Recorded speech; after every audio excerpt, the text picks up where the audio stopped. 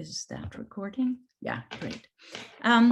So I welcome everyone, and I put in the chat the schedule really for our 2 hours today, but I really would, and I'm just going to open with saying a very few words, but just to say how much so many of us have been looking forward to this event and really, really wanted it to happen. First, we wanted it to happen when the book first came out. And that wasn't possible, obviously, with the pandemic. And we had plans then. We had quite concrete plans. As many of you will be aware, we were originally, this event was supposed to happen in June. And we had to postpone it because of the death of a wonderful colleague, friend, inspiration, Becky Peterson. And this was an extraordinary loss that many of you will be aware of. And he was also Jill's other half with NEST, Narrative Inquiry for Social Transformation, which we're probably going to talk about a little bit today as well. So the spirit of Becky is very much with us today, and we really, really, really appreciate that Jill is willing to do it. I just kept saying, please, could we reschedule it, because so many people wanted it. So I'll just say a few words about Jill, and then we will proceed to, Ian, I believe, was going to talk next, because Ian is the wonderful series editor who published the book. But first about Jill. In a way, I feel that Jill needs no introduction. She is not only a really eminent narrative psychologist, but I also say she is someone who's very dear to my own heart. And her work will be already well known to many of you, but still it feels that it would be wrong not to say a few words about her.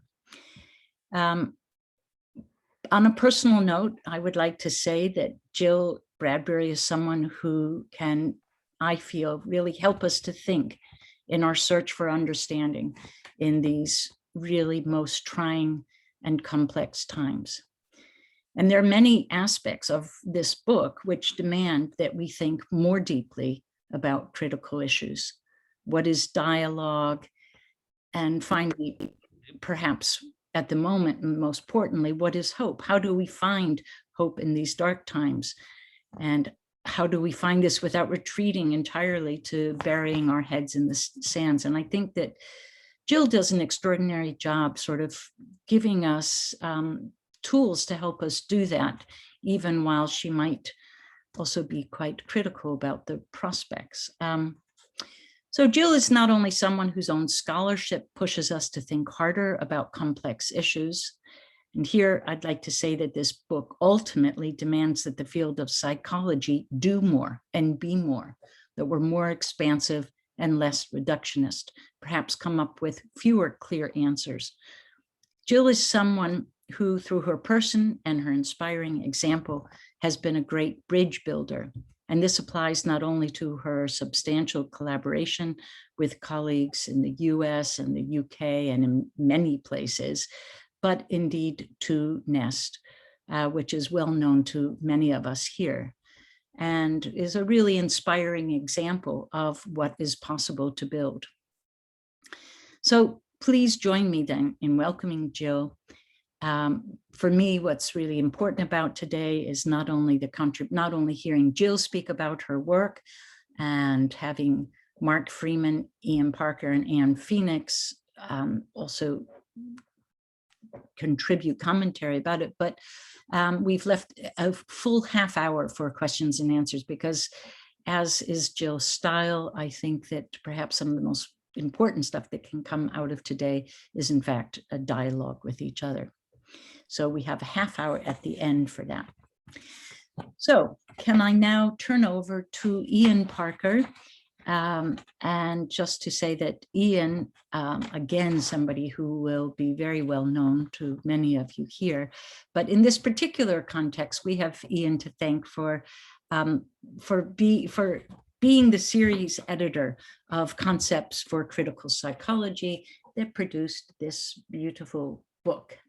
And Ian, along with Erica Berman, is co-director of the Discourse Unit, and he's editor of the Annual Review of Critical Psychology. And again, someone really who just helps us to think better and harder. So Ian, over to you. Thanks, Molly. It's really great to be here, to see you, even if virtually, your little pictures there. To see you, Jill. Congratulations again on the book.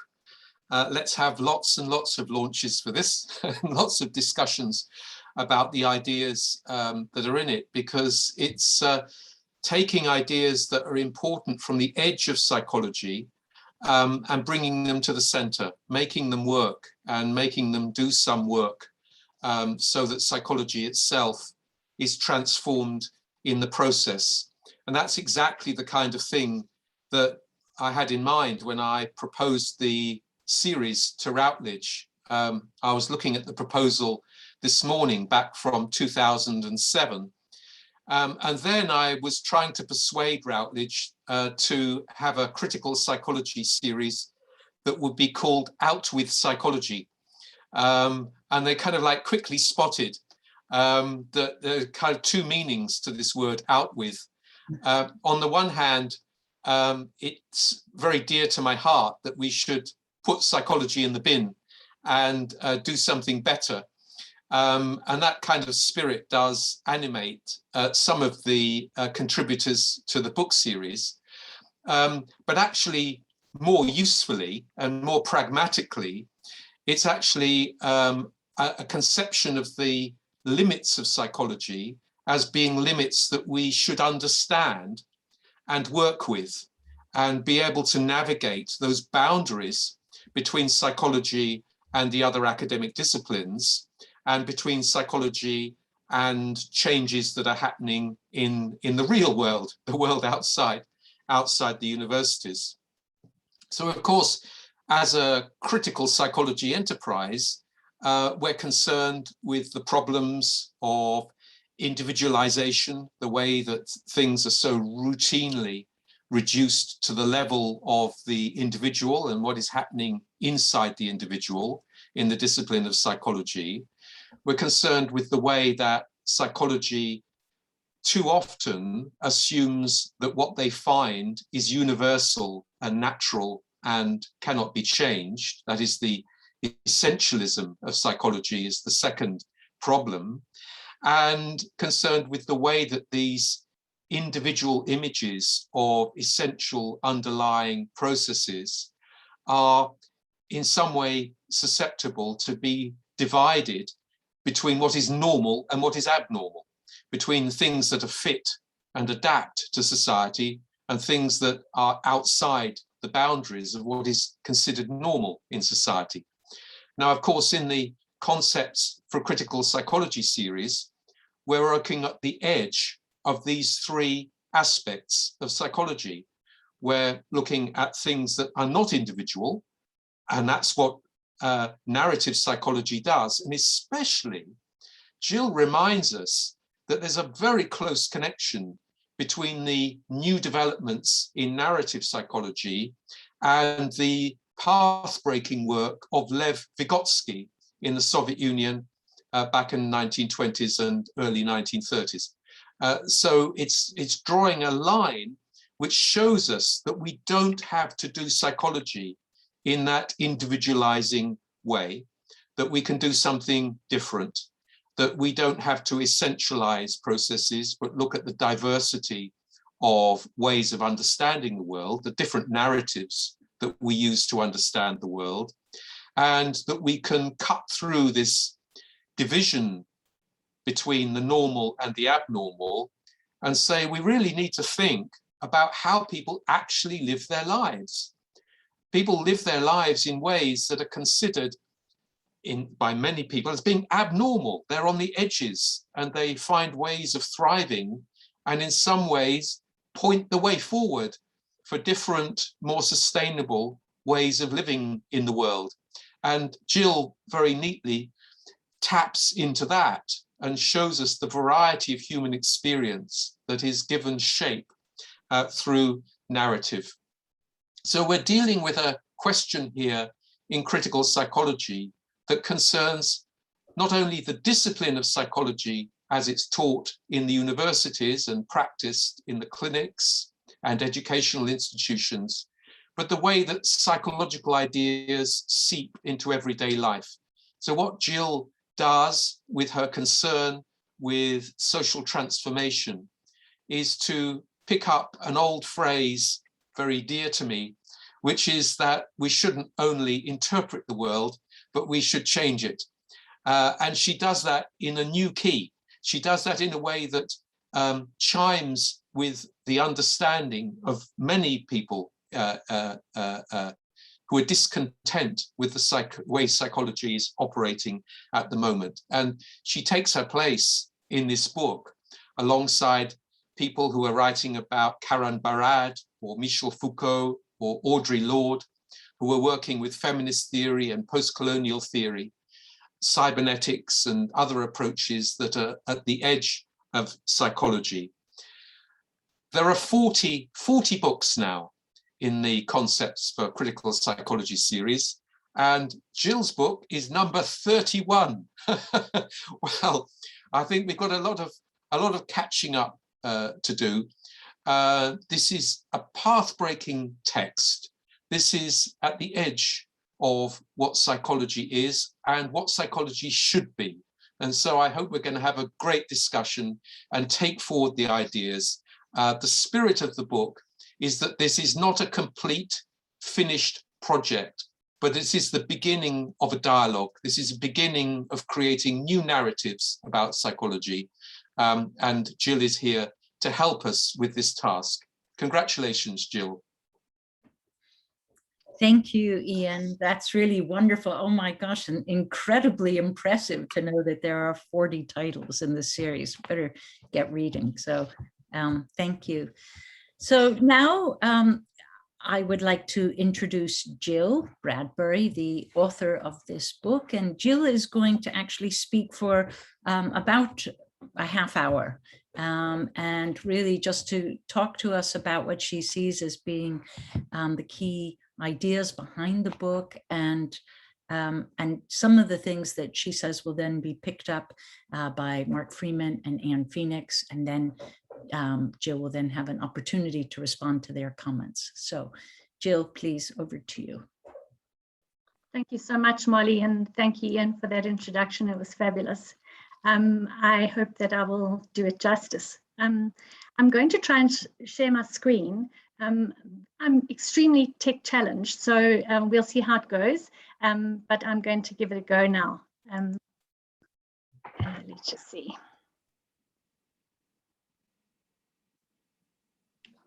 There we go. Can you see that at least? And then we'll... Very good. Yep. Are we good to go? Yep, we're good to go. Thank you. Okay, great. All right. So yeah, just thank you so much, all of you, for being here this afternoon. And as Molly said, this conversation has been a fairly long time coming, but I am really grateful that we've been able to gather this afternoon and to talk about this book, which, as Ian said, is in fact has been around for quite a long time. It's probably a misnomer to call this a book launch because it's been floating on the ether for quite a long time. So it really just is a great opportunity for me to be in conversation with a community of narrative scholars to whom I feel very deeply connected across time and space. And many of your voices are very vocal in the text. So I hope that this afternoon will just be a way for us, as Ian says, to continue the conversation in advance of the object that is finished and completed. So the book was, of course, written pre-pandemic and couldn't even in my wildest dreams have anticipated the kind of unprecedented and unpredictable ways in which our individual and collective narratives have unfolded. So that's also kind of like kind of a pointer, I suppose, to thinking about how some ideas may travel and some may in fact already be outdated and need to mutate. So I take very seriously the kind of the context in which particular phases of the work and my thinking have developed, kind of in relation to what's happening outside there in the real world, as Ian called it. I also am just really pleased that I'm being able to talk about the book on the platform of the newly launched Association for Narrative Practice and Research. So this is kind of course, on the back of the enraging actions of UEL that affected the closure of CNR, which played such an enormously important and productive role in my own developing scholarship, and I think probably in the lives and thinking of pretty much everyone who's in the Zoom room this afternoon. So I'm going to move now to another set of thanks, which all connect with different moments in the book. Because although it's a short book, there are multiple kind of iterations and phases of my thinking in the book. And many of these have been developed in relationship with particular communities of practice and thinking.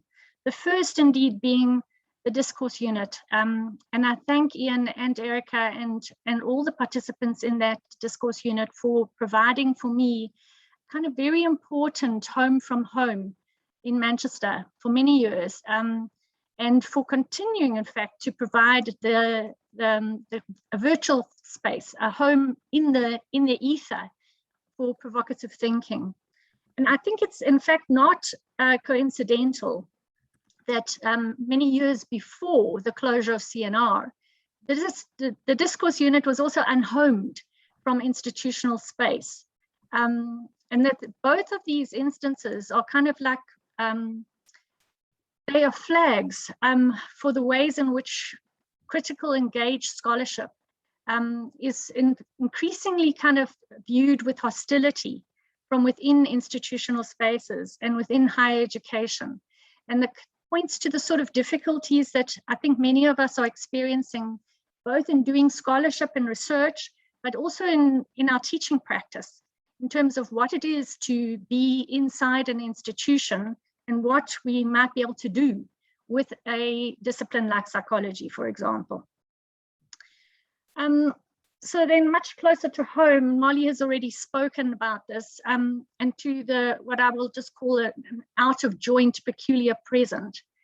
In May of this year, I spoke about the book at a Nest Articulations event, which was hosted at WITS in Johannesburg. We do still have an institutional home and a place in the world. And the hosting of this event was by my research collaborator and very beloved friend, Vygotsky Peterson, who we lost to COVID in June.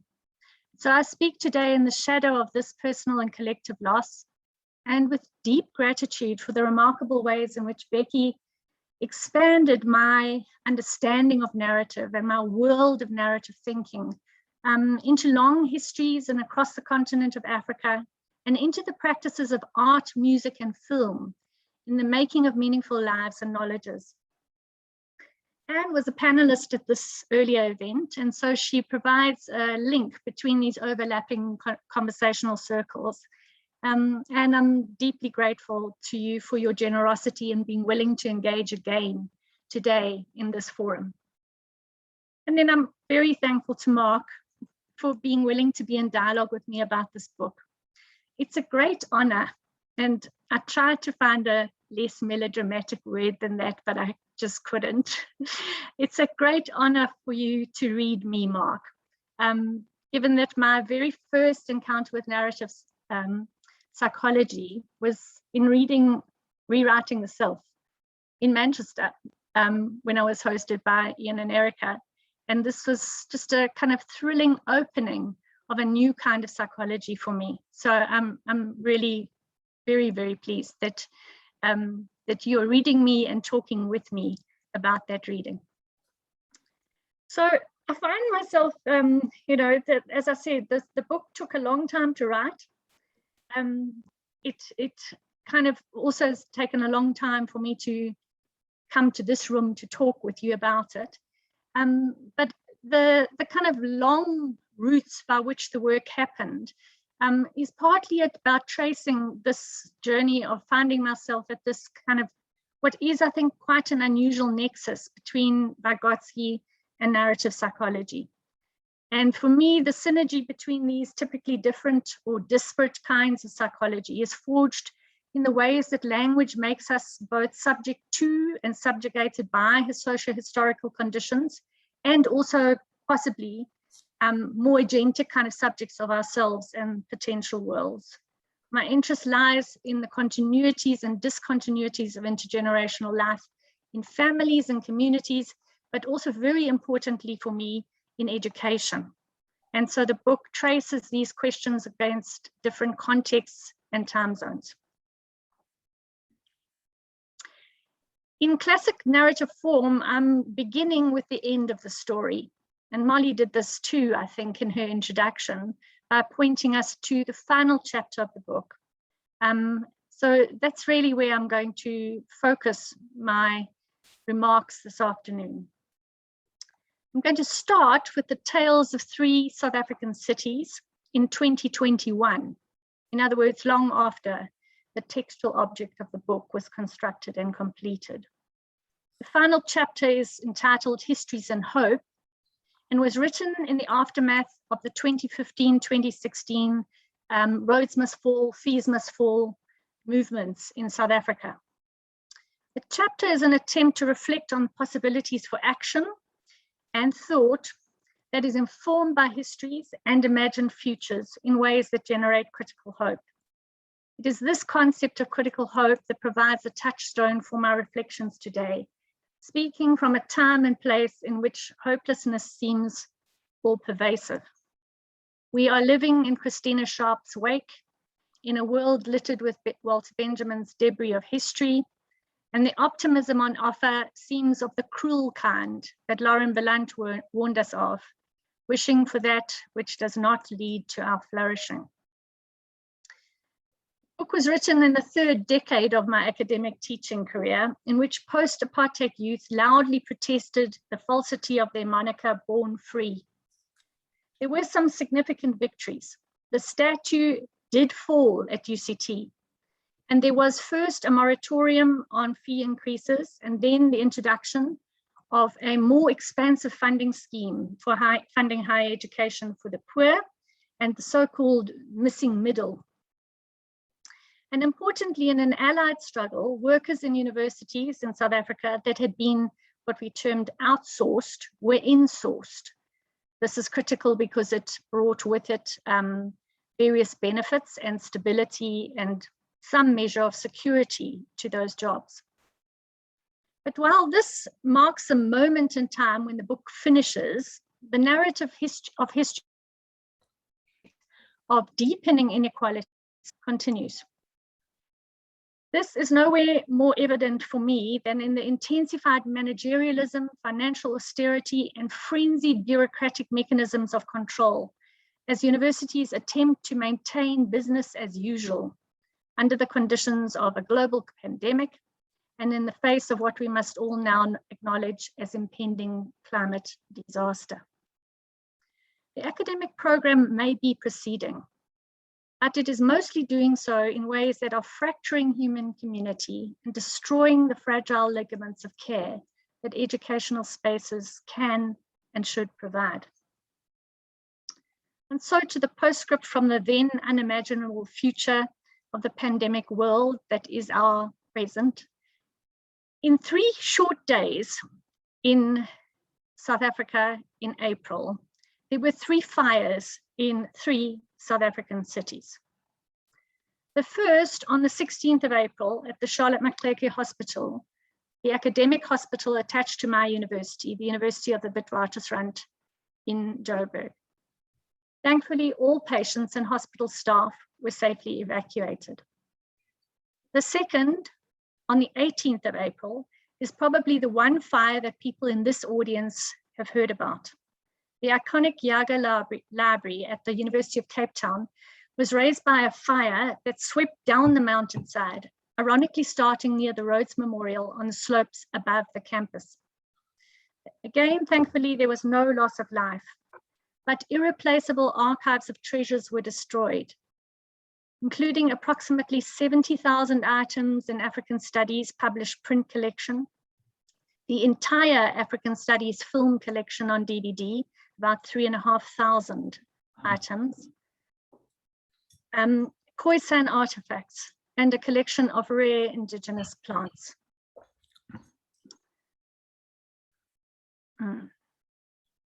Why do I not be able to move my next slide? Okay, the third. A day later, on the 19th of April, while the UCT fire was still raging, this fire happened in the Marikana settlement in my home city of Durban, in the shadow of my alma mater, the University of KwaZulu-Natal. 45 families were left homeless, and one person, Nomasamson Dlamini, lost her life. These fires were more than natural disasters, more than a kind of dramatic moments in stories of accidental loss. Rather, in each case, the narrative is of scorching lines of inequality and dehumanizing social relations. And there are stories that connect the elite spaces of higher education to what we sometimes have already this afternoon referred to as the real world. The fire at Charlotte Maxeke Hospital was left to rage for way too long because there were, and I'm going to say something that sounds unbelievable, no working fire hydrants in the building. In the context of a vicious third wave of COVID-19, the hospital in the heart of the most densely populated South African city remained closed for several months. During these same very difficult months, nearby public hospitals have been battling without water for weeks on end. This is a story of crumbling infrastructure, corruption, negligence, and the diversion of resources from public to private facilities, a politics of carelessness. The fire in the Durban informal settlement, the settlement is named for the Marikana massacre of 2012, in which 34 people were killed by the police. This fire was not an unusual occurrence in this community or others like it. In densely crowded housing without any basic services such as water or electricity, fire is essential for warmth and cooking food, and there is little or nothing to stop it when it leaps through flimsy walls.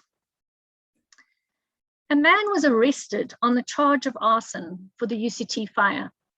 And surely there was initial speculation that a fire begun at the Rhodes Memorial might be linked to the student movement. Fire is indeed a frequent tool of protest. But 35-year-old Tanzanian Frederick Mahangazo was not a student, and the ludicrous charge of arson was soon dropped. Having arrived in South Africa by bus in 2013 with the intention to study at the Cape Peninsula University of Technology, he was never issued with a study permit, and he has lived on the mountain in makeshift shelters for the past 8 years. His fire was started for the same reason as the residents of Marikana made theirs, for warmth. He was constantly referred to by city officials and in media reports as a vagrant rather than homeless. So without wanting to minimize the devastating material and symbolic losses of the UCT fire, the fire also tells a story of the exclusionary politics of higher education that dashed the dreams of mobility for so many, and our failure of hospitality towards fellow Africans, the juxtaposition of intellectual pursuits with conditions of bare life, of beauty and misery. I'm sure it seems more than a little strange for me to speak at a book launch about events that happened after it was written, but this vantage point of the present is the place from which all narratives must be told, the terrain in front of the text, where we all as readers must act and think. I tell these three tales of three cities as a way of highlighting three threads that are in the text. First, embodiment. As I've outlined, these fires must be understood as social phenomena rather than natural in their causes and effects. But we should not forget that they are indeed still material events that happen to embodied persons.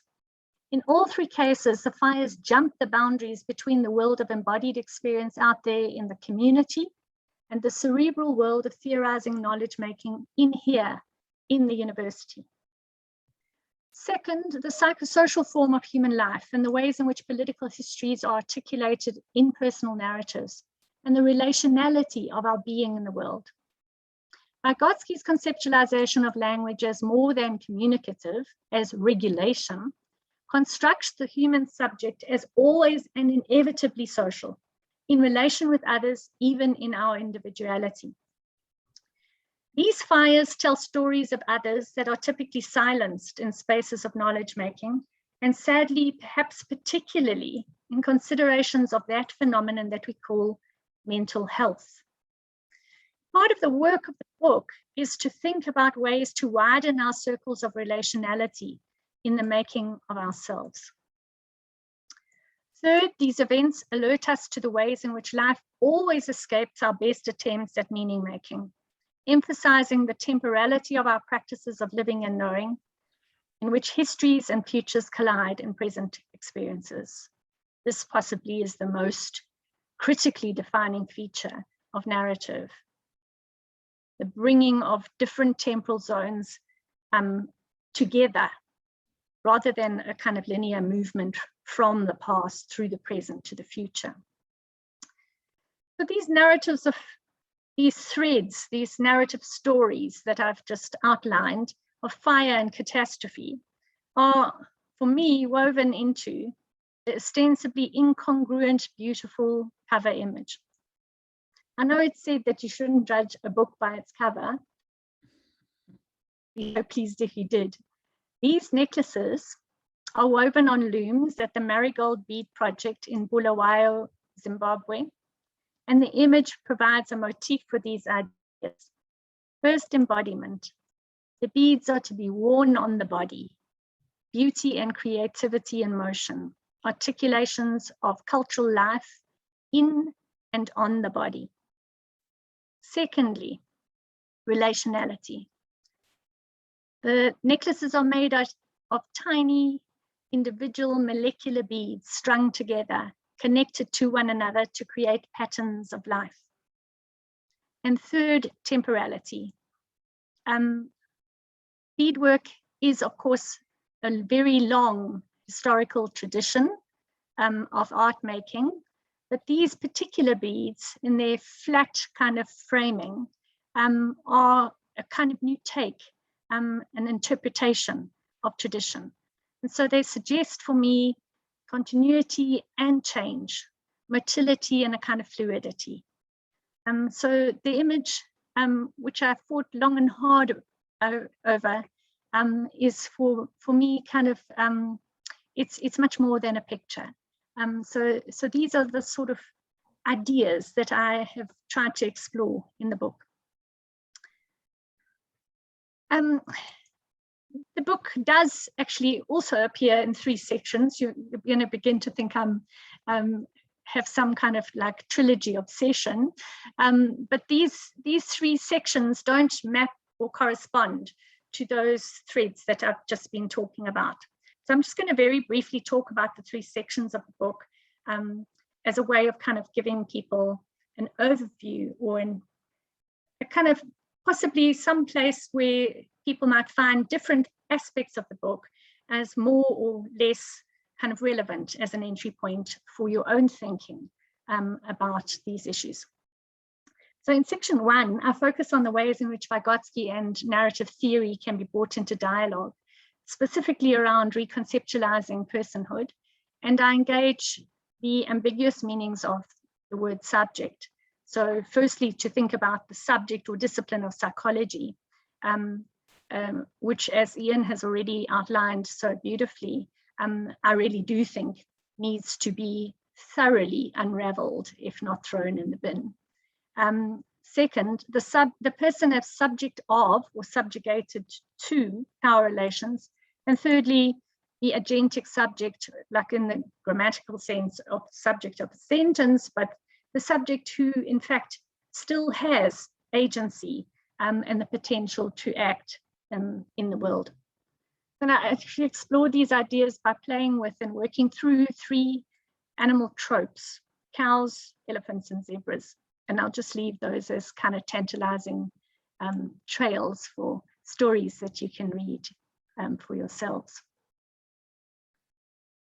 In chapter 2, the conversation is extended to include the voices of critical psychologists, Ian included quite centrally, and a key third voice who I just want to gesture towards here this afternoon, because this may be a psychologist who is less familiar to many in the audience this afternoon. His name is Chobani Manganyi, and he wrote a seminal book called Being Black in the World in 1973. Although it has taken these many decades before it has become at least even read in the psychology, in the South African Academy of Psychology, let alone elsewhere in the world. And his work converges with Vygotsky for me in the way in which the material and symbolic worlds come together in the formation of our subjectivity and our sense of ourselves in the world. But Manganyi is also, for me, like a quintessentially narrative psychologist, although he would not himself identify as that, and I think very few people would identify him in that way. But the claim that I make for him in narrative psychology is based on the work that he did, really fantastic, deep biographical studies of 3 Black artists. Sekgoto and Dumile Feni, who are both visual artists, and the place where I encountered Manganyi for the first time, very long time ago as a literary student, his study of Eskia and Patlela. And he uses these exceptional lives, the life of art, for thinking not just about these individual lives, but using these life stories as a way of thinking about life as story and thinking through the story as a way of analyzing life. In section 2, and I'll work quite just very briefly over this, and if anyone wants to pick up any of these in more detail, we can do that in conversation later, hopefully. I work with 2 concepts that both emerge from and that I find productive for my thinking about knowing and being. Both of these concepts come from outside of psychology in many ways, although there are some links. The first is Ubuntu, Umuntu Ngumuntu Ngabanye Abantu, which means, but that means more than this, but a kind of direct translation to English is that a person is a person through other people.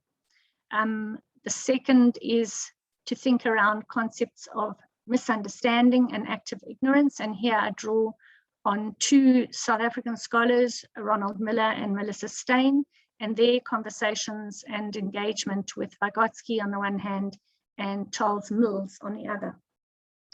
In section 3, I trace 3 different phases of working with these ideas in educational praxis in my own kind of like empirical and practical work.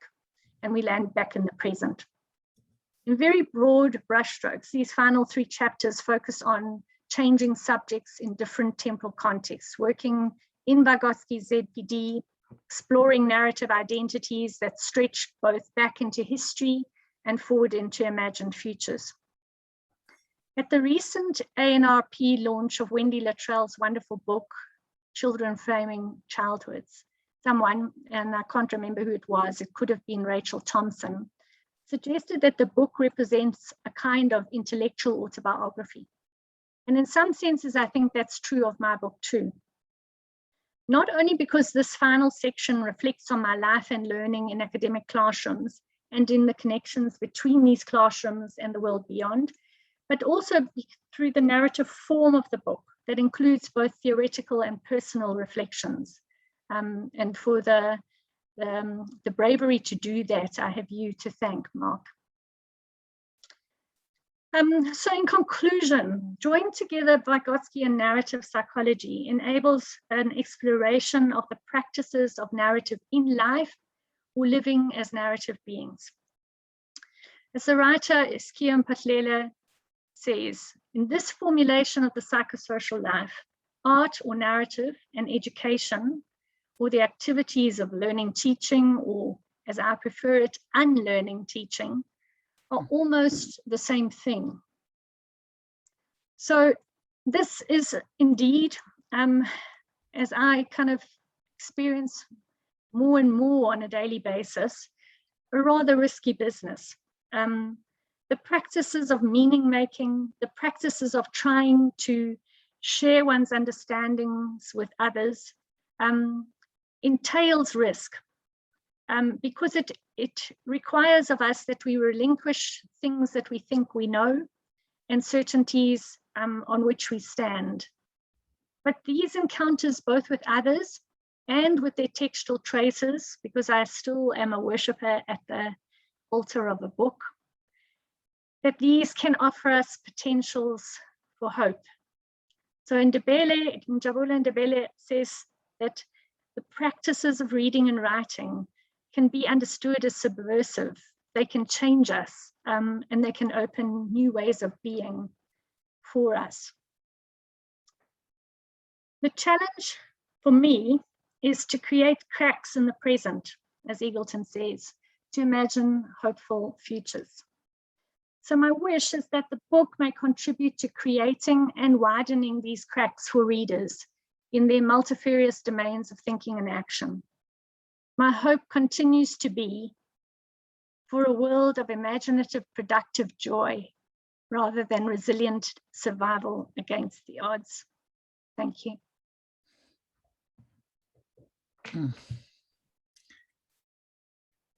Well, Jill, thank you so much for such a beautiful, not only an overview of the book, but indeed such food for thought for today, and really the stories that you bring, which also exist outside the book, are just very, very inviting for the mind and the soul. So thank you very much. I would like to invite Mark Freeman, who Jill has already referred to now twice.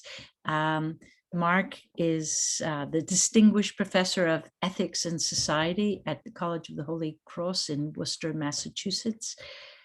His work might be well known to many of you from many years ago, Rewriting the Self, but including other books since then, books like Hindsight and Sense of the Other and others. Like Ian, he is also the series editor of a wonderful book series at Oxford, which is called Explorations in Narrative Psychology. It certainly doesn't have 40 titles yet, but hopefully we can have some more. And like all of the panelists today, Mark has been a longstanding friend and advisor to what was the Center for Narrative Research and now is ANRP. So Mark, thank you very much for agreeing to comment on this book, and over to you now. Thank you, Molly. And thank you, Jill. Jill, the last quote that you read, which contained the word crack, couldn't help but remind me of a phrase from the poet and songwriter Leonard Cohen. When he says, "There's a crack in everything, that's how the light gets in." So thanks for reminding me of that. To begin, I just want to say how pleased I am to have the opportunity to be here to share a few words about Jill's excellent, significant, and really quite lovely book, which I had the great good fortune of reviewing a while back. As I note in the review, I'm not sure whether the title of the book really does justice to its far-reaching content. Although some of it is certainly about narrative psychology, you can already see on the basis of Jill's comments today that much of it goes well beyond narrative psychology, at least as traditionally conceived. Likewise, for the Vygotsky dimension, although some of it is certainly about Vygotsky's seminal contribution to psychology, much of the book goes beyond explicit treatment of this or that Vygotskyan concept, and instead draws subtly and very sensitively on the deep spirit of Vygotskyan thinking in order to better understand, and as she emphasized today, help transform both the inner worlds of human beings and those larger social and cultural realities we live within. Of particular interest, as she's also indicated in her comments, are those inner and outer worlds found in Jill's native South Africa, which has provided fertile ground for her inquiry. One of the things that is most remarkable and inviting about this book is that while Jill's work is thoroughly rooted in the particularities of the South African context, it speaks to issues that transcend these same particularities, including, I might note, some of what's been going on in the States in recent years. So as I made my way through the book, I find myself struck by just how much extension her treatment of South Africa-specific issues has for matters of race, for matters of class and gender, for matters of educational theory and practice, and not least for matters of ethical and moral goodness, which is to say, for those matters that are ultimately about human welfare and the larger societal structures that might serve to promote it. It's this last idea in particular that framed my review of the book, which I titled Narrating the Zone of Proximal Goodness. And that's because on my reading, Jill's ethical and moral vision, some of which you've heard today, and the notion of the good that informs it, I think is at the center of what she's doing. I'll be curious to hear whether she's on board with this reading later on when she offers some thoughts of her own in response to Anne and me. As Jill's already suggested, in some ways her volume comprises 3 books in one. And in my view, this is another one of its virtues. And that's because what she's essentially done is created a kind of intellectual and on some level artful triptych, a tripartite montage that gives readers not only a vast vista of ideas to explore, but also some significant clues for how psychologists might practically address some of the leading problems of our time. In regard to this vista of ideas, we encounter, alongside the work of psychologists, the work of thinkers and writers ranging from Paul Ricoeur and W.B. Du Bois, all the way to Hannah Arendt and James Baldwin. As for how psychologists might address the problems of our time and in turn the greater good, Jill's directives are refreshingly concrete and well situated in the historical particularities she knows best. As a psychologist, as an educator, and as a white woman living and working in South Africa, who is acutely aware of her own position and privilege. So the result is a really quite extraordinary blend of high-level theory, on-the-ground historical and cultural analysis, and sensitively rendered suggestions for moving more surely in the direction of goodness. Here, I'll just underscore this triptych idea by saying, again, that there's a real artfulness in much of what Jill's doing in this book. The way she weaves others' words with her own, the way she moves back and forth between the personal and the theoretical, and the way the different sections play off one another in montage-like fashion. In some ways, I see this book as a contribution to what a number of us have begun to call the psychological humanities.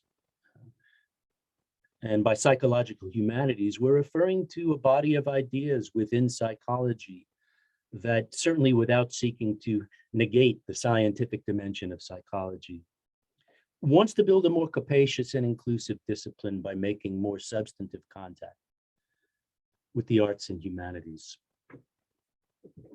In any event, let me supplement Jill's own introduction of the 3 sections of the book by saying a bit more about them.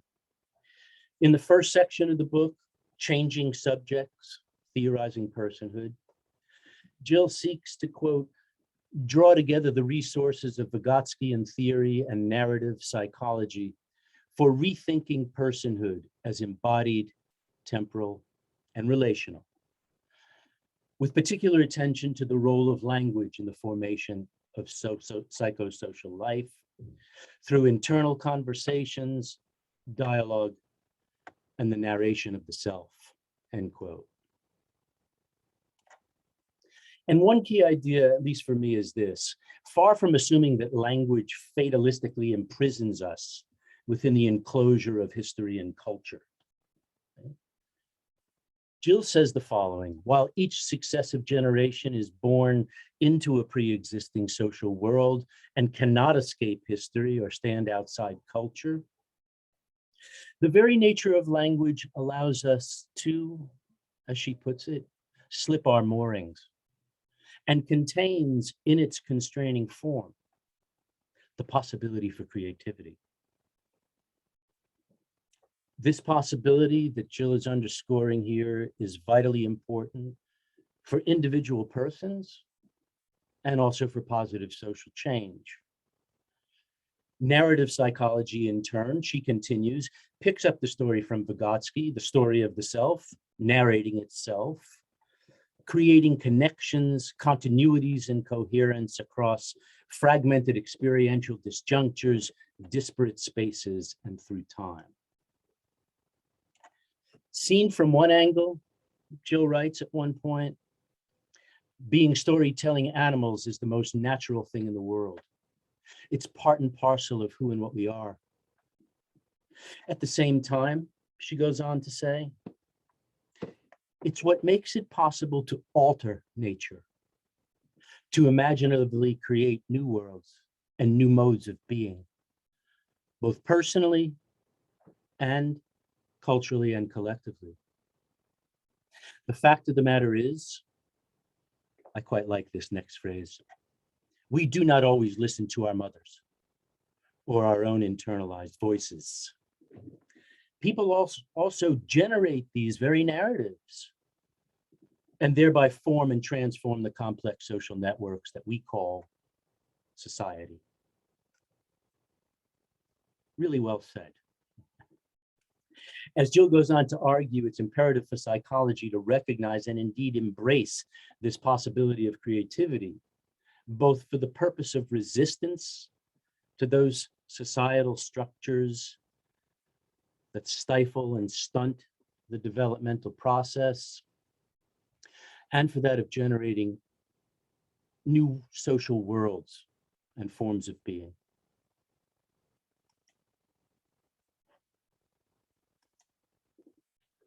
Bearing all this in mind, it would be good to know a bit more about what makes the creativity Jill's speaking of possible. How does one become aware of the narratives within which their lives are inscribed? What are the requisite conditions for creative transformations? And what are the conditions that impede or prohibit it? In section 2, Conceptual Tools from the South, subtitled Changing the Subject of Psychology, Jill underscores some remarkable synergies, as she puts it, between Vygotskyan theory and, as she told us earlier, the African concept of Ubuntu, which refers broadly to that sort of ethical human relationality, as she puts it, that sees in empathic care and compassion aspects of goodness that are arguably as intrinsic to the human condition as those more egocentric forms, often highlighted in much of psychology. Taken together, and I quote, we find the seeds of a more comprehensive conceptualization of personhood, the best and worst of what we might become is formed through relations with others. The inevitable result being, and again I quote, morphing syntheses of good and bad, beauty and terror, competition and collaboration, end quote. That sounds about right to me. Critically important in the perspective she's offering is that just as psychological life can't be understood through attempts to isolate individuals as natural bounded entities from social life, those were also Jill's words, neither will we make much progress by attempts to negate the interiority of human life, to focus solely on social life or collective practices. Having offered this qualification, Jill is well aware of the many ways in which agency, individuality, and interiority may be, and often are, colonized by outside forces, particularly those forces that seek to perpetuate ignorance, misunderstanding, and/or false consciousness. In her view, this kind of dynamic has been especially salient in South Africa. Here's a paragraph from the book, or a portion of it. The apartheid state created these internalized mechanisms of control by the aggressive assertions of racist ideology and the repression of different ways of knowing the world and one another. Ignorance was actively generated not only through the absence of information or knowledge, but also through the active circulation and perpetuation of myths and taboos about forbidden crossings of race boundaries through the institutions of religion, education, and highly controlled media.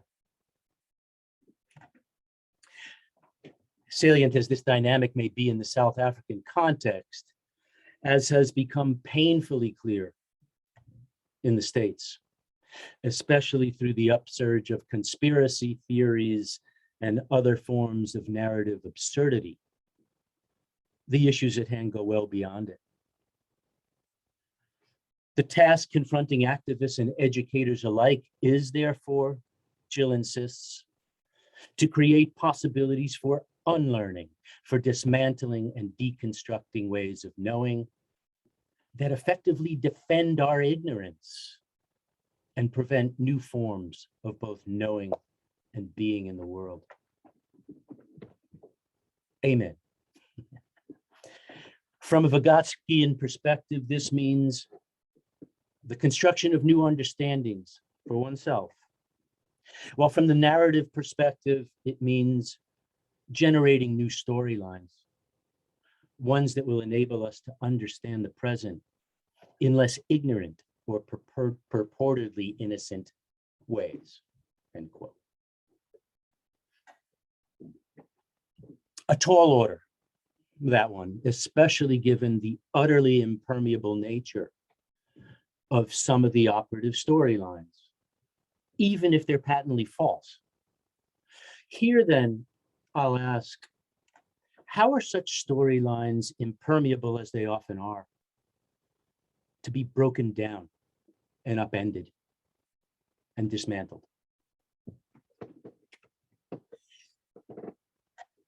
Among the many ideas explored in section 3, intergenerational subjects in changing worlds, is the idea of the university, as Jill has told us, and of education more generally, as a zone of potential development in which the theoretical resources of narrative are actualized in the service of both unlearning and learning. Jill's own narrative looms large in this context and bears within it just the sort of humble reflexivity that's required in this context. In concluding my review of her book, I offered the hope that Jill will bring her unlearning and learning as a teacher to the discipline of psychology, still sorely in need of the kind of broad and deep critical humanism, as one might call it, that characterizes her work. Such hope, as she well knows, must not, cannot be blind. As for the dimension of critique, it must be infused with this very hope. Right? And Jill herself tells us why. Quote, hope without critique is reduced to optimism, and critique without hope is reduced to pessimism. And neither eviscerated forms have the potency to effect change. Also well said. What Jill has spelled out in these eloquent words is precisely that sort of imaginative synthesis of critique and hope, which characterizes what I have here called the zone of proximal goodness. This synthesis is itself a synthesis of narrative psychology and Vygotsky brought into productive dialogue with one another. But it goes beyond that dialogue too, by placing front and center those ethical concerns without which we are left with either theoretical abstractions or unmoored negativity. Critique sans telos, sans good. In offering this dual synthesis, she thus provides us a new vision of both theoretical and critical psychology. Her own brand of critical humanism ultimately being in the service not only of individual and societal development, but also that of the discipline of psychology as a whole. So thank you for that, Jill. It's a terrific and most welcome contribution. Thank you, Mark, for your characteristically thoughtful and articulate comments. I like this phrase, the zone of proximal goodness. I think we're going to have to, somehow weave it into a new title for Jill, but I want to thank you for that and for highlighting the ethical dimensions of this work, which are, make not only significant contributions to critical psychology, but indeed the way we engage ethically in very trying times. So thank you very much. And now I turn to a wonderful, thoughtful person, Anne Phoenix, Professor Anne Phoenix, who wonderfully, as Jill already indicated, spoke at the first launch for this book at Nest. And we are really, really delighted that Anne is willing to contribute today as well. Again, Anne and her work will be well known to many of you. She is a professor of psychosocial studies at the Institute of Education Thomas Coram Research Unit, and she's a fellow of the British Academy. She's the author of numerous books, and but also, again, a very inspirational narrative scholar. And so I turn to you, Anne, and thank you again for being willing to contribute today. So thanks. Thank you, Molly, and thank you for the invitation. And let me start by saying it was an honor to be at the first launch of Jill's book. And I didn't know just how much of an honor it was to be chaired by Becky Peterson. And, that was wonderful. The things that he had to say were characteristically eloquent, and it's lovely to be able to remember him. I also want to thank everybody who's spoken so far. I mean, Molly, Ian, Jill and Mark, because they've all said such eloquent things and highlighted the importance of this book. And I think it's a mark of the richness of the book that even though it's very slim volume, it's 170 pages before the index, I think, that nonetheless, despite all the things that they've said, overlapping, they've each had distinctive things to say. And what I want to do is to think about the ways in which Jill's vision allows us a holistic understanding of people and of agency, the things that we can do. And I'm going to stay close to the book in one way and in another be far away from it, because it sparked me to think thoughts about the period that we're in. And I'm actually going to, if I can, share my screen and use some PowerPoints. And has that worked? This Wonderful, thank you. Okay. So the first thing that I want to do is to think about this moment, because it seems to me that so many things have come together that I call unexpected transformational conjunctions that call us to rethink so much about social life, so much about what it means to be human. And what they have done is to produce an explosion of personal narratives in the service of political change for social justice. And they have intensified oppositional reactions at the same time, but certainly public reactions. They've highlighted the nature of racisms, for example, through all these different things, whether it's environment or hashtag Me Too, for one, that racisms matter and that it's psychosocial. And they've certainly served to do things that everybody who's spoken so far have talked about in one way or another, disrupt the opposition between the individual psychological and the social, and highlighted as well the importance of intersectionality. And people have talked about simultaneously gender, racialization, place, its generation, etc. So all of those things matter a great deal. And this book is timely, even though it predated some of those things, not all. It's timely in producing another way of thinking a truly social psychology. So I think that the things that Jill's already said, that Mark said, that Ian said, all highlight the timeliness for that reason. So what Jill does is to re-theorize the relational embodied human subject, and the embodied human subject situated in socio-historical context and personal temporalities. And she made that absolutely clear. Mark has talked about, as well as the others, about the utility of bringing together narrative psychology and Vygotsky's approach to a cultural historical cognitive theory in order to understand people and to understand political change. So it's a genuinely psychosocial theory, even though one doesn't necessarily have to call it that. It thinks the individual psyche and the collective communal social world together all the time in a dialectical process of being and becoming. It's also about epistemological decolonizing, the process of that, using conceptual tools that have often been honed in the majority world to reconceptualize personhood, recognizing that tools are also honed in the minority world, and that the minority world, the affluent minority world, often can get its way of thinking over on the majority world much more.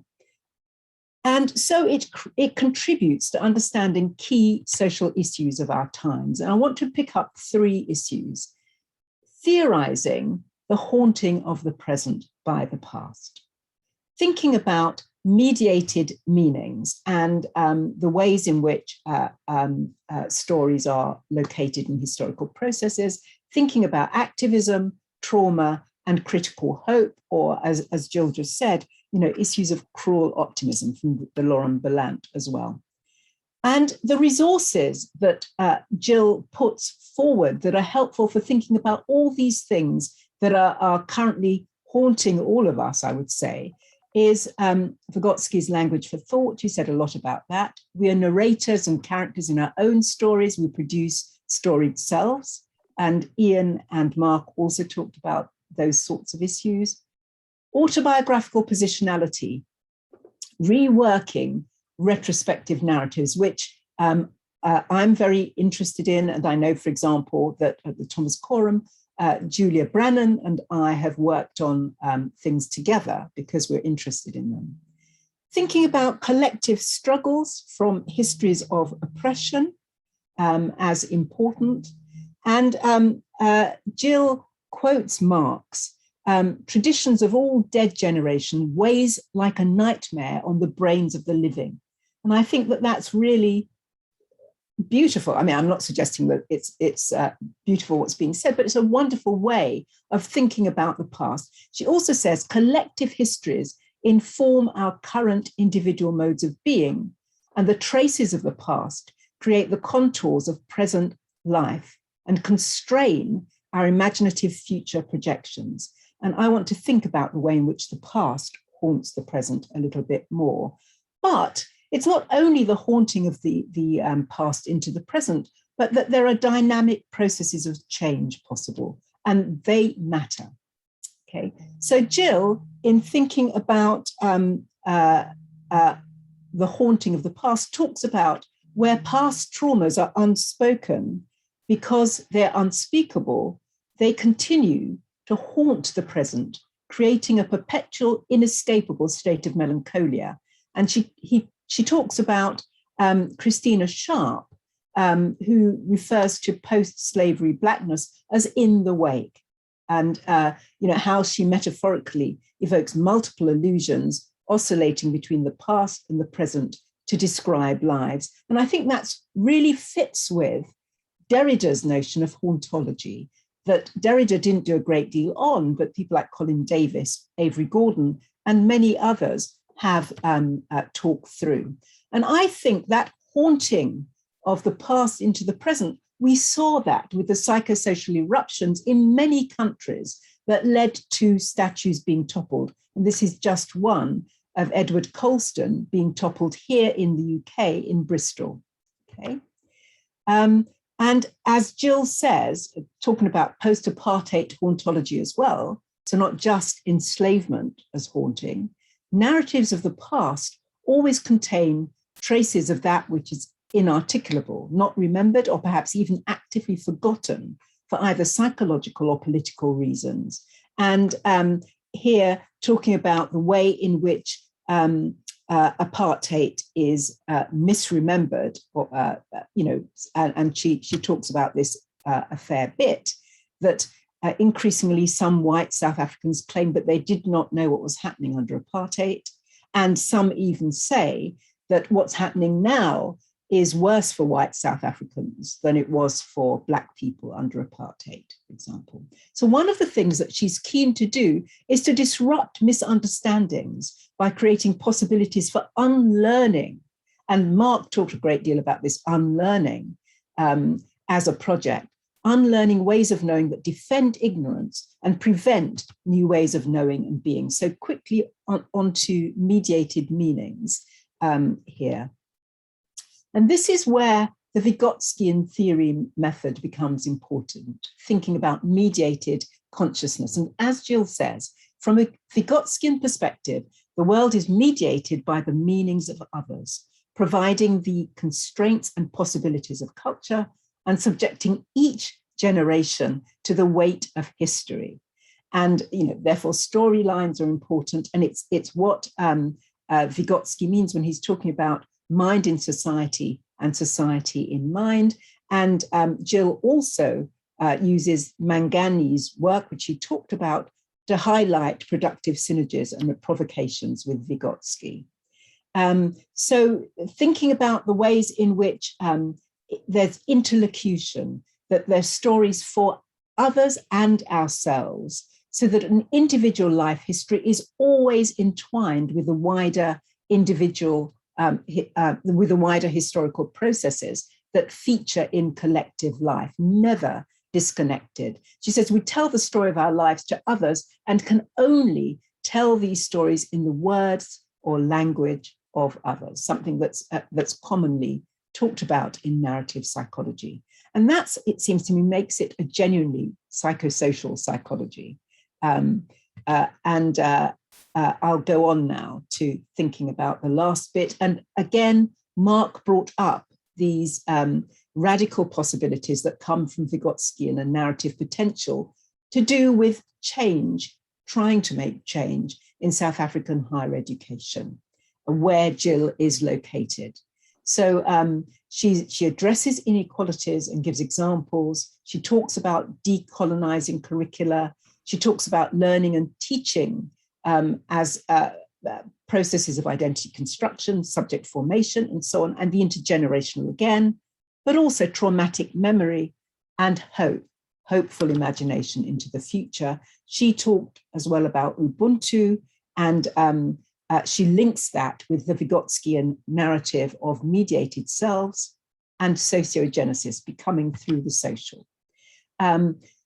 So I'm aware that my time is speeding along, but I think that a quote that I want to pick up from Jill here, it very early on in the book, she says, this provoked me along new lines of hopeful thinking, of critical reflection, and so on continuities and discontinuities across time, and thinking again about intergenerational life, and thinking about how one can use education for making emancipatory practices come to life. And I think that that's absolutely key, really important. So I want to end by looking at something that Gloria Latson-Billings says in thinking about education. She is a US African-American scholar, and she says, people keep saying, we just need to get back to normal. This is following the pandemic. Going back to normal for the kids who are most vulnerable is not a solution, because normal was where the problem was. I've been interested in looking at how do nations come back when they go through something catastrophic. I've looked at a major disruption in schooling, which is World War II for places like Japan and Italy. Japan totally redid their school system when they came back, totally. They didn't just say, we're back, let's turn to page 27. So I think that what Jill offers as well in thinking about education at all levels is, forcing us to think, what would a radical rethinking of change and intervention look like? And it seems to me it's fair that we need to make a start. And she's given us some ideas that are crucially important for helping us to do that. But we do need to reimagine the taken for grantedness of intersectional equality, recognizing inequalities and starting again.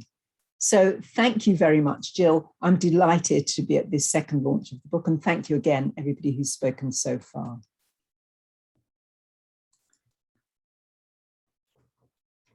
Thank you, Anne, for such very, very, very thoughtful contribution, and also helping us to get into the stuff of the book, as it were, and connecting it really importantly with struggles which are around us in our daily lives as well. So thank you. And I also really love, I'm very touched by the fact that you are participating in this launch and the other, typical to your spirit. You're sort of this bridging person. So thank you for that as well. So now Jill will take the floor and please respond to issues that Mark and Anne have raised, and Ian as well. And probably for around 10 minutes, 15 minutes, Jill, just so that we have some time at the end for questions and answers, but don't really feel too constrained. Okay, so thank you, Jill. Thanks, Molly. I don't need 10 to 15 minutes. It would be much more, I think, interesting for us to hear from others in the room. But I just thank you very, very much, all three of you, for your contributions and your thinking through the ideas in the book. So I think, actually, I'd like to just start with where you ended, Anne, because this is, for me, the question that's confronting me on an almost daily basis, the question of the return, or the coming back, that seems to be kind of like insistently kind of the insistence of returning to that thing called the normal. is quite overpowering at the moment in my context. And I must say that to speak about hope at the moment is incredibly difficult for me. So there was a sense, I think, for many of us at the beginning of the pandemic, that perhaps this was indeed the kind of crack in the system that we were all needed. As disastrous and terrible as the global pandemic was, that perhaps it would enable all of us to see that the way in which we live is unsustainable, and in fact it is not for the flourishing of any, let alone the many, even for those the small elite of the world, that this clearly is not a way to live, and that maybe we could do things differently. I think in addition to the terrible loss and deep kind of like tragedy that has struck so many of us, just in the sense of the loss of life, but also the pervasive kind of like economic effects of the pandemic, with job losses and with families that were already struggling, just in deep trouble in the context of inequality. I think that in addition to that, for many of us who hope for radical alternatives, there has been the additional kind of blow that in this context, the entrenchment and kind of like exacerbation of this incredible swing to the right, and the entrenchment of power and inequality seems to be, in fact, what is happening rather than the reverse. So when Mark talks about the events in the US, when Anne talks about the murders that have happened of young women in the UK, when all of us have the murder of George Floyd very, very visceral in our heads in terms of the kinds of events that have marked the pandemic. We are still in the process of trying to confront these kinds of this pervasive kind of inequality across the world, racism, gender, homophobia, transphobia, and importantly, always I must return to class. So the ways in which, in my context, the kind of notion that we live in a post-apartheid society, that we were so obsessed with the violences of apartheid in the past. And yes, recognizing that those kind of filter into the present, and that we're still progressively trying to remove ourselves from those and move in a progressive direction. I think there's really increasingly an acknowledgement that that's not what we're doing. That's not where we're at. On Monday, we go to the polls in a local election. There's really a sense of kind of despair, that people feeling that they have no place to put that cross on the ballot box that will translate into anything that will transform the lives of the majority of South Africans. So then I think that the questions that Anne raises about what this might mean for education are really very important ones. And I know that this is the case the world over, but certainly in my own context, the practice of teaching and learning in the Zoom room is really a disaster. It has stripped away even the small kind of possibilities for creating a space, a kind of parenthesis for students where campus can, in fact, very often is, alienating for many students, but it also opens up new worlds and makes for the possibility of those encounters of risk, and really does, for many students, produce alternative sets of communities where we can think together and read and learn and talk and argue. And that has vanished. And together with it, the digital divide has just exacerbated really deep inequalities in our context. And so I am not seeing much movement in terms of creativity, of how we could just do it differently. We don't have to return to large lecture theatres with 500 students sitting squashed in a room listening to one voice. We don't have to have class every single day. We don't have to have a mechanism whereby students must submit things on particular dates because the system works like that. So instead of us kind of like ripping up those bureaucratic kind of constraints, we seem to be clinging to them ever harder. So I think that is a space in which those of us who are educators and understand education as linked to activism and to change in the wider world, this is a place where we have to do a lot of work. So then I would, my link to you, Mark, is to say that I'm not certain that that what I'm doing in the book is really about goodness, but I don't know, but possibly it is. You may use this word goodness, but for me, I suppose it is about ethics, which I suppose is another term for goodness, and that there is always for me a link between the political and the relationality between persons. So I think that both Vygotsky and narrative theory push us really hard to think about, to think politically and to think about discourses. I'll use that term rather than narratives for a moment, but always to think about those things or those ideas in relation to people.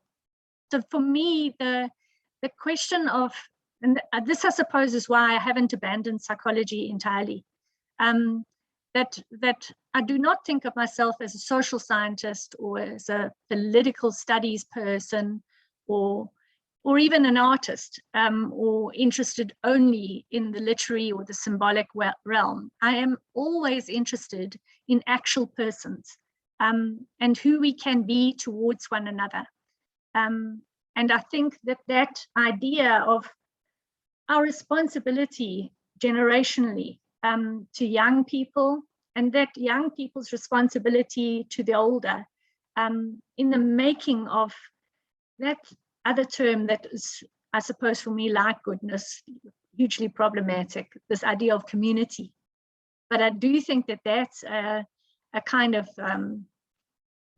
it's a goal that towards which we should be working, to be in community with one another. Okay, I think I'll stop there. Thanks, Molly.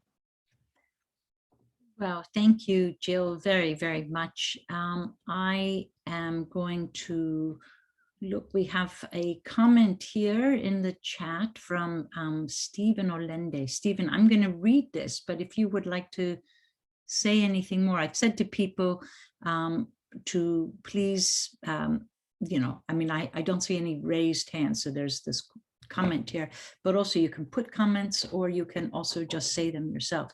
But Stephen's comment is interesting.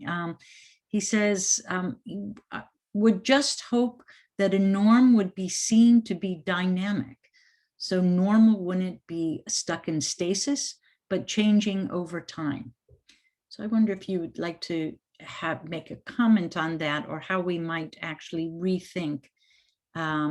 Stephen, unfortunately, his webcam's not working, but it's a wonderful comment. So, you know, what kinds of things might we be able to do to reformulate this idea, which we keep going back to today, of, you know, rethinking the new normal and the future normal, and sort of resisting this idea of normal as stasis. Yeah.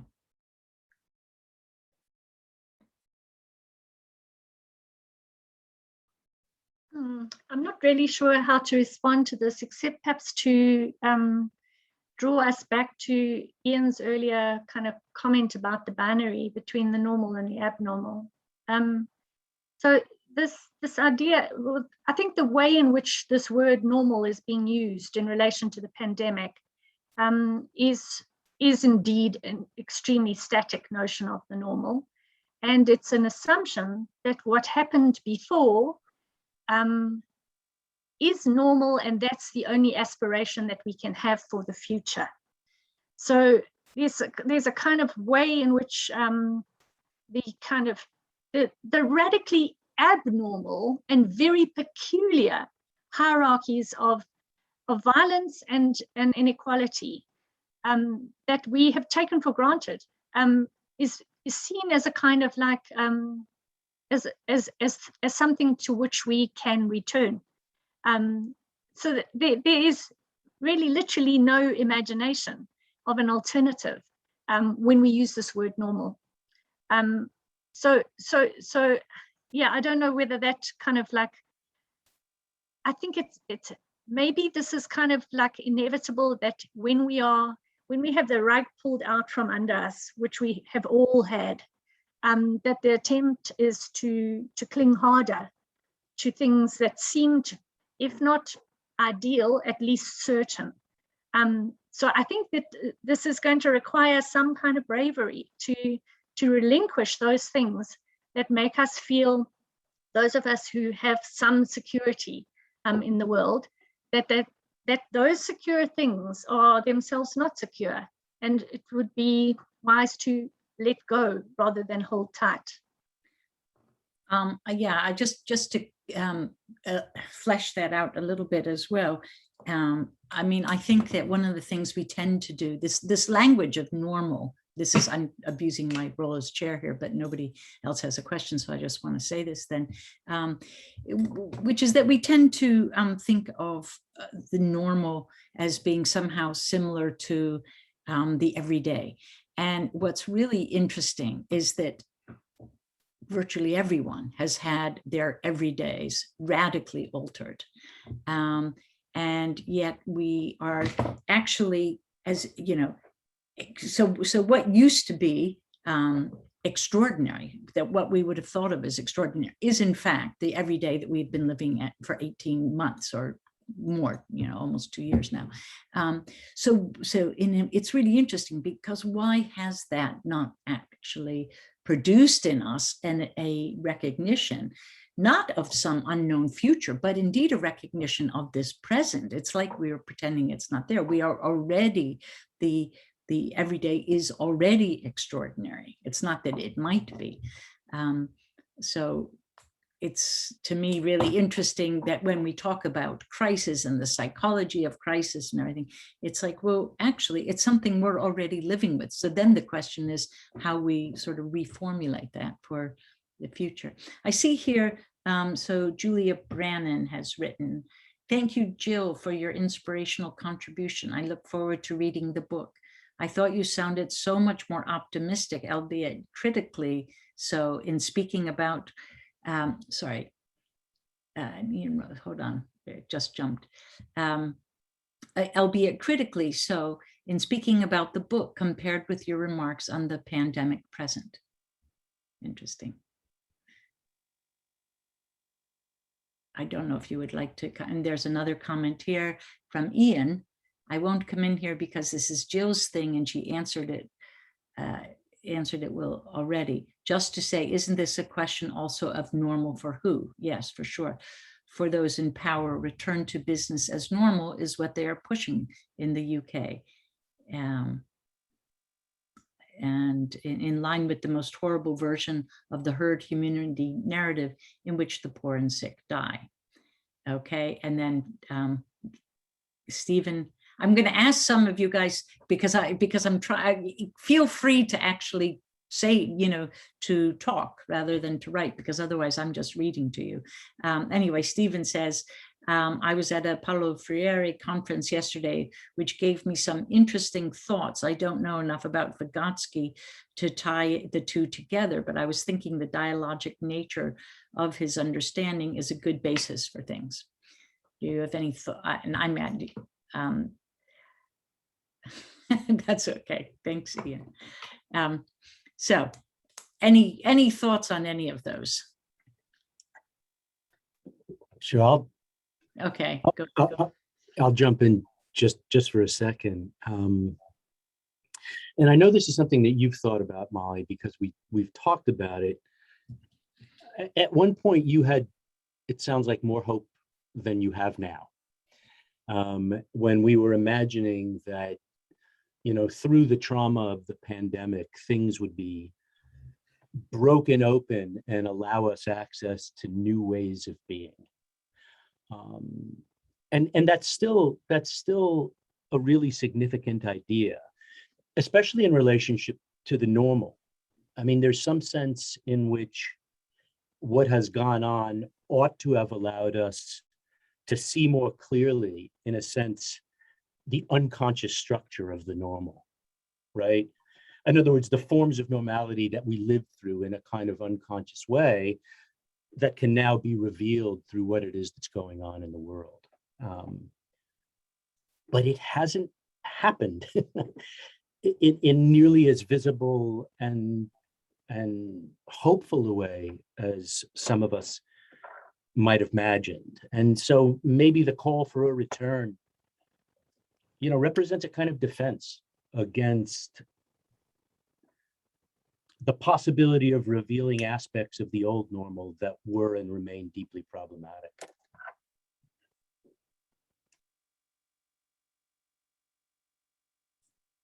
Would you like to comment, Jill? Yeah.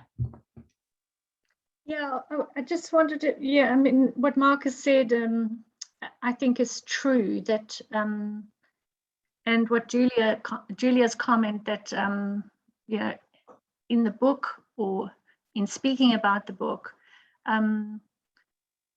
there's a kind of like sense that of possibility, that kind of is truncated by what has happened after the book, if you like. But I think that's it's partly a kind of like it's a warning to all of us, to myself and to all of us, that we should be careful of. I mean, I think it's Eagleton's book called "Hope Without Optimism" is the line that I keep returning to. In that, optimism is actually a really pretty useless kind of like attitude to have in the world. I don't think it delivers much at all. And I say this as a person who has been variously referred to as overly optimistic, naive in my expectations that the world can actually look different, that it doesn't have to be governed in this way, that capitalism will not last forever. So in those kinds of conversations, I am very often dismissed as overly optimistic. In other conversations, typically in my family, I'm referred to as overly pessimistic, because I am very, very conscious of and constantly engaged with what can only be described as the horrors of the world. And so I think that this is the key in terms of critical hope. We cannot afford to turn our faces from the violences that are present in the world, not past, present. And yet simultaneously, we cannot afford to accept that this is the way the world is. We have to find the resources for those threads to be both in the terrible stories of the fires, but also in the beauty of the things that people continue to make, and the images and the conversations and the forms of art, whereby people make meaning. So these things are not sequential, they're happening simultaneously. And so I think that's also for me why it's so very important that forums like this build communities of practice and conversation so that we can, in fact, energize one another, because I think that many of us are feeling quite isolated and alienated in the context in which we are working. But we do have other resources. So I think that it's to find those resources. And Mark said something earlier about what are the conditions for creativity.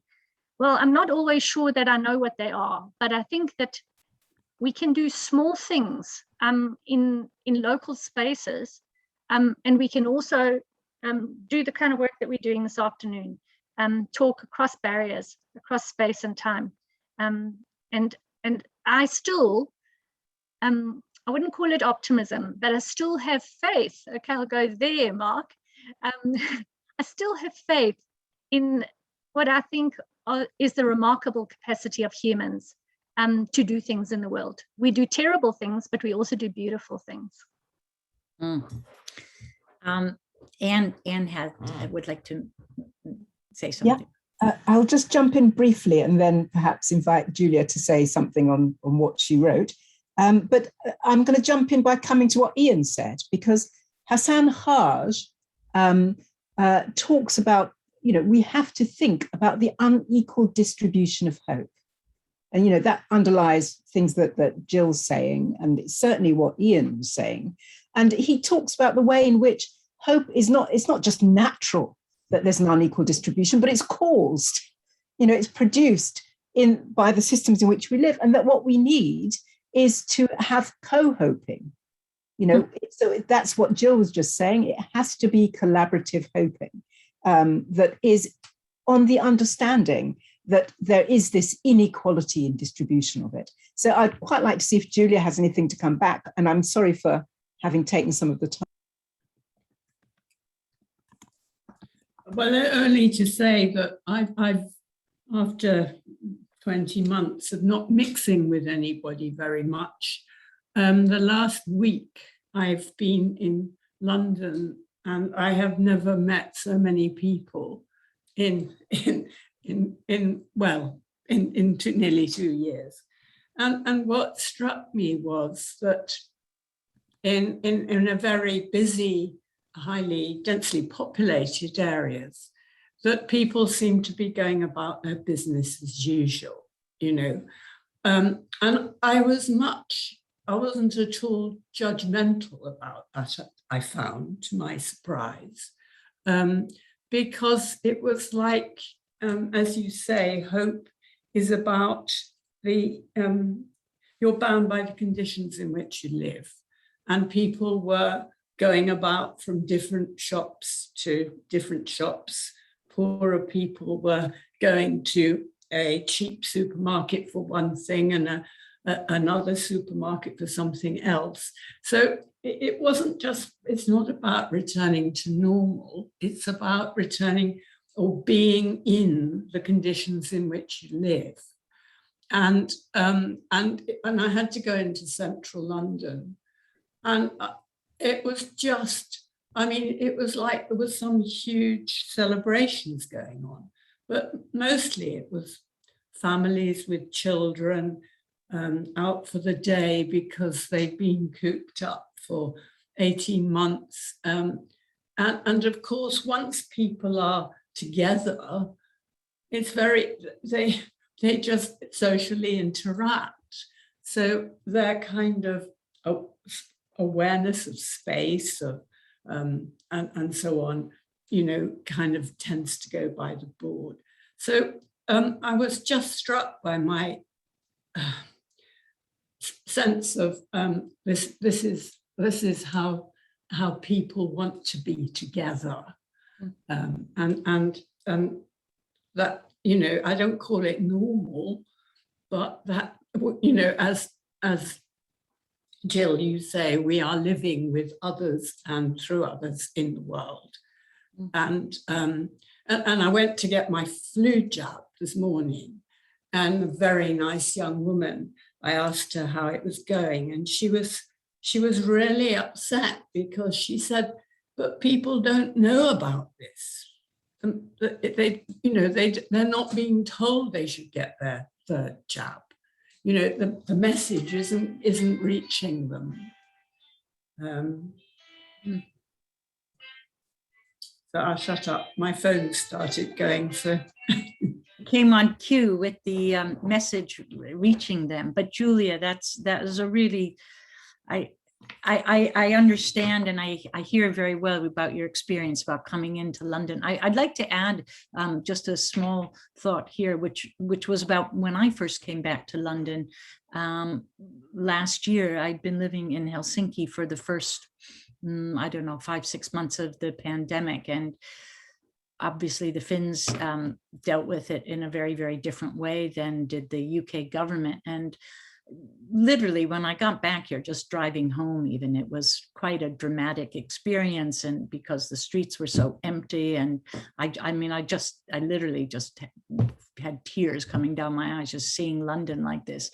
And yet it didn't take a very long time for me just to wander about in where I live in Hackney in East London, and I was just walking about just in my own life with my kids and stuff, and the extraordinary graffiti that is here and that has been here for the past 18 months. I just started taking many, many pictures of this because I thought this, for me, it encapsulates some of this, what Jill is talking about, but also, Julia, resonates with what you're saying. So people, even though people couldn't physically congregate, and they didn't, and Hackney was certainly a very, and has been, continues to be a very badly hit area, nonetheless, people come out and are making the most extraordinary art, which ultimately is the way to communicate with one another when we couldn't be together.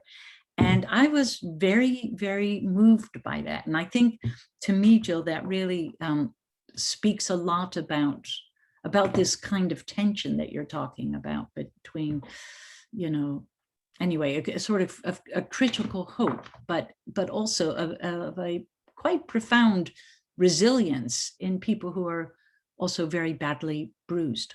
So anyway, I don't know if anyone would like to, oh, Corin has written, Jill, could you comment perhaps the context of COVID and hope, and the normal in particular, on class, which you parenthetically emphasized? I'm not sure. Yeah, okay. I think that possibly this question from Corin, thanks Corin, is linked to Anne's comment about hope being also unevenly distributed in the same ways that the other goods of the world, economic goods and other kinds of goods, are not evenly distributed, that we might think that in fact conditions for many people are so dire that hope isn't possible. What I am constantly kind of amazed by is that people in conditions that you and I would find unbearable, unlivable, and are in fact in many ways unbearable and unlivable, maintain a kind of aggressive hope. I'll call it an aggressive hope. So that for me, rage and even despair are linked to hope, because these kind of responses to the world are all about the world being different. So to be angry that the world is the way it is partly an expression of hope that it could be different. And then I suppose for me,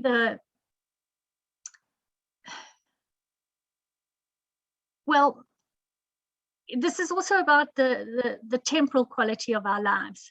That hope cannot be something that is constantly deferred to a future. That there must be some way in which that notion that the world could be different causes us to act in the present in a different way. Otherwise, it does become little more than a kind of optimism or wishfulness. And that kind of hope can in fact be paralyzing and can in fact prevent people from acting in concrete ways to change the world in which they live. So I don't know that well, I don't know. Possibly this is the sense in which those who are oppressed tend to see the world much more clearly than those who are privileged, and that clarity of sight can produce action, which is hopeful.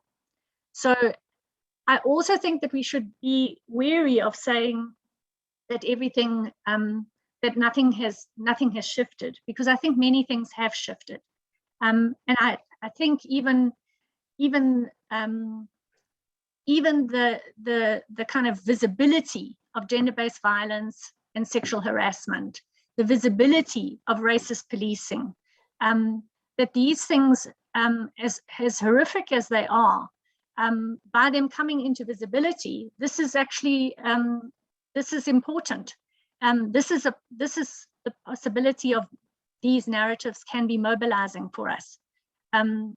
So in that way, the pandemic also has revealed inequalities that were already there, and that kind of revelation, or the cracking, the little cracks that might have happened, can be valuable to us in trying to rethink the world. So yeah, I don't know. To comment on COVID in terms of the hierarchies of the world, let alone inside South Africa, just feels just too much. It's overwhelming for me. The kind of like the constant kind of like awareness of how the homeless and those who live in very, very difficult conditions where water is a luxury.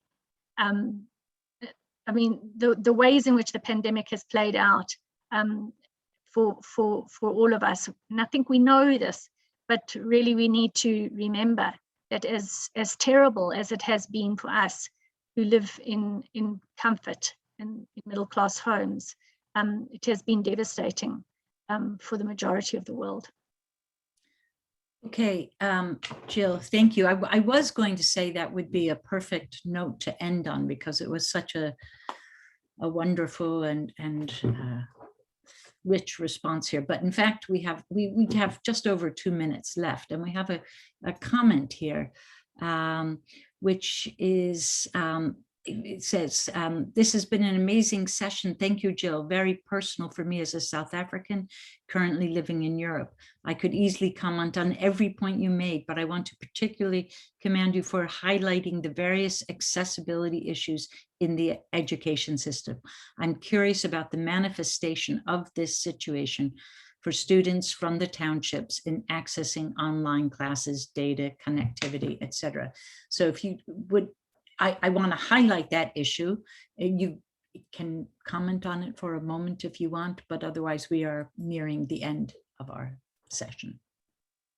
Thanks, Itumeleng, and it's really nice to be in the same Zoom room, even if we are on different continents.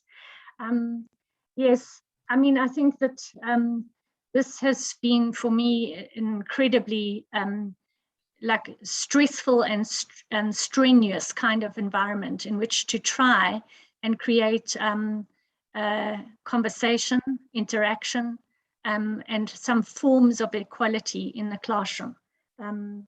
So I have had students who are working in incredibly difficult conditions, very often without access to data, despite the fact that the university says that they provide data for students. That data came months into the term. It's data that is primarily targeted at use in the middle of the night when everyone else is asleep, which is not of any help if one wants to have any synchronous kind of exchange with students. And then, of course, just the basic kind of living conditions. I know that in my own house, on some days, I've had to pick up my laptop and try and find a spot in the garden where there's not another voice in another Zoom room happening. But in some houses, that luxury has not been possible, and you have several people sharing one room, and the space to read, to talk, to think is just not there. So the pandemic has certainly, by keeping students off campuses, reinscribed inequalities in all kinds of ways. So I think what I'd like to do, in just concluding, and then I'll hand back to you, Molly, for a proper conclusion, but I wanted to just link back to a comment that somebody made, I think it was Stephen, about the relationship between Vygotsky and Freer, in terms of thinking about education. And so I suppose I would still like to think of education as not offering kind of automatic mobility. I mean, I think there was a kind of sense, certainly in the early 90s, and certainly I was part of that kind of optimistic hope that education is a kind of ladder. It's by the destruction of the apartheid system of racism, we would be able to open spaces for greater mobility, and indeed that has happened for some people. And education is, of course, and all of us in this room know that, the delight of being able to read new ideas, to think about the world differently, in addition to the kind of basic socioeconomic mobility that education very often offers. But that idea that that's what education is for, socioeconomic mobility, has in fact, I think, become more and more the case. That it's simply a kind of like a rope to hang from and to pull yourself out of poverty.